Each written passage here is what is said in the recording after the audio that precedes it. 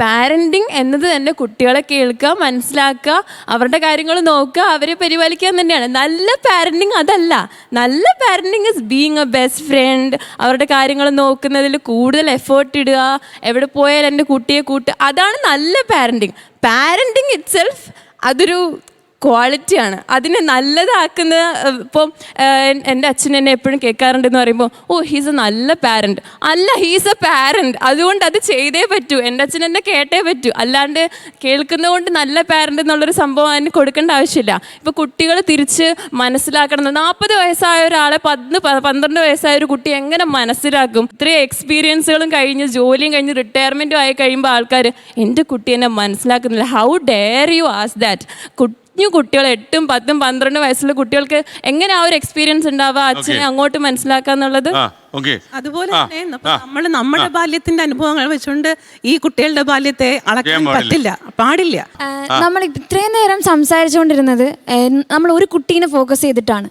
പല കുടുംബങ്ങളിലും 2 മക്കളുള്ള അല്ലെ 3 അല്ല അതിൽ കൂടുതൽ ഒരു കുട്ടി വളർന്നു വരുന്ന പോലെ ആയിരിക്കില്ല, ഒരു കുട്ടിയുടെ സ്വഭാവം പോലെ ആയിരിക്കില്ല 2-മതോ 3-മതോ ഉള്ള ആൾക്കാർ.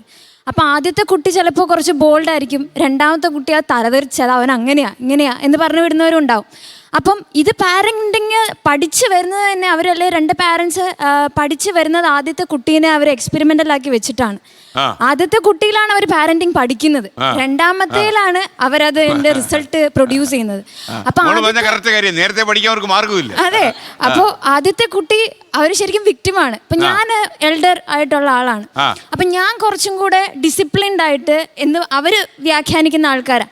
അപ്പൊ എനിക്ക് അവര് പഠിപ്പിച്ചപ്പോ ഒരു CBSE വിട്ട് അങ്ങനെ ഇട്ട് പഠിപ്പിച്ച് കുറച്ച് സ്ട്രിക്റ്റ് ആക്കി എന്നെ അങ്ങനെയാണ് വളർത്തിയത്.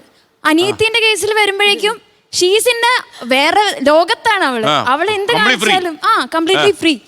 അപ്പം പിന്നീട് അവള് എന്താ നീ പഠിക്കാത്ത, അതിന് നിങ്ങൾ ചേച്ചിങ്ങനെ CBSE-ലല്ലേ വിട്ട്, അതുകൊണ്ടാണ്.